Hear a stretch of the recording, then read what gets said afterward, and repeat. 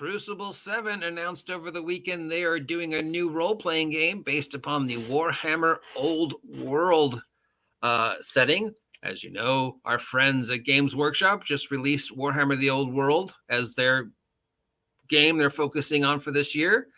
It's not the first time they've done this line, as I have been informed, and it's not the first time they've done fantasy. So what's the same? What's different? Why Crucible 7, and why are we kind of upset about this? Because apparently we are, and I'm not sure why.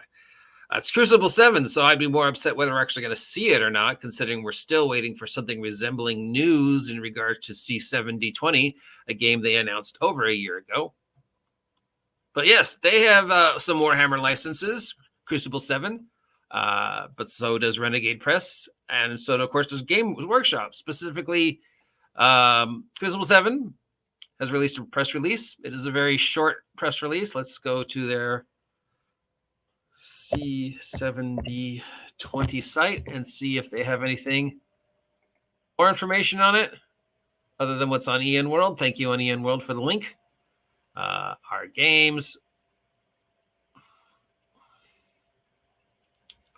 So right now they have the existing Warhammer Fantasy, Warhammer Soulbound, Warhammer 40k Wrath and Glory, and Warhammer 40k Imperium Maledictum. There are other Warhammer tabletop role-playing games available, some through Renegade, some through other people, but these guys seem to be doing small chunks of the Warhammer 40k, and they have been maintaining the Warhammer Fantasy Roleplay.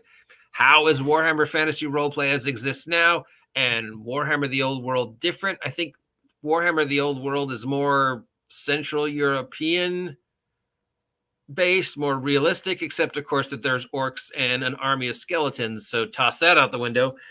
So the next one is that maybe it takes place before where Warhammer current fantasy takes place in the timeline. So it's Warhammer Old World, Warhammer Fantasy, a bunch of time passes, Warhammer 40k. I'm gonna sneeze. Excuse me. So yeah. So they're going to do a role-playing game. This is the third game set in that time period. It is one of the three that they have done the stuff. They're not the only people doing stuff role-playing wise. That's pretty much the only information I have on it. I don't know what rule system it's going to use. If it's going to use D20, if it's going to use the existing Warhammer Fantasy set, if it's going to run concurrent with the figure runs, if it's going to tell the same story that they're telling with the figures for the Warhammer Old World with the Bretonnians versus the Egyptian theme skeletons, and then, of course, whatever else shows up through the rest of the year, because I'm sure those aren't the only armies. In fact, they're both previously existing armies from previous runs. They've just been updated to use the best current technology to print them out. But all the figure molds are the same. I think they may have added a couple new ones. I think the Lich being pulled by the dragon and the chariot, I think that's new. And I think the paladin on the Pegasus is new for the Bretonnians. Other than that, the figures are all stuff they've done before.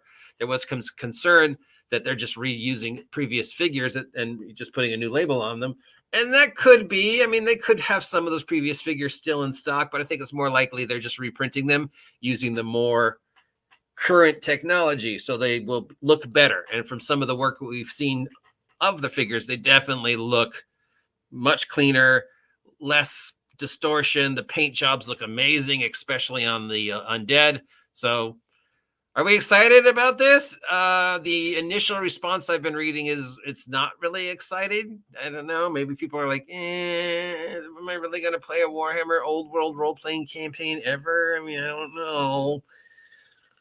It does seem to be that Games Workshop's focused mainly on space, and most of the RPG stuff is focused mainly on the 40k. And when you think Warhammer, you tend to think 40k, Henry Cavill, 40k, big stompy mechs, 40k. Rarely do people think, oh yeah, they did a fantasy game too. I don't know why. There's probably some deep, meaningful, subconscious, psychological reason why we just automatically connect Warhammer with big stompy mechs and colonial marines, the same reason why you hear the word Dungeons and Dragons and you instantly subconsciously connect it with a certain image. You know, it's the same thing about, I don't even know what Warhammer is, but if I hear the name, I just, bam, yes, big stompy mechs. Collective unconsciousness of pop culture. Sure, somebody's done a study on it. That's not what we're talking about. So, do you care about this? Are you excited about this? Are you like me and you're just like, I just want to see more cool undead figures. Other than that, I don't really care. Let me know what you're thinking. It's news. And apparently at least some people are upset about it. So that makes it much more newsworthy. Till next time, stay safe out there. It's raining.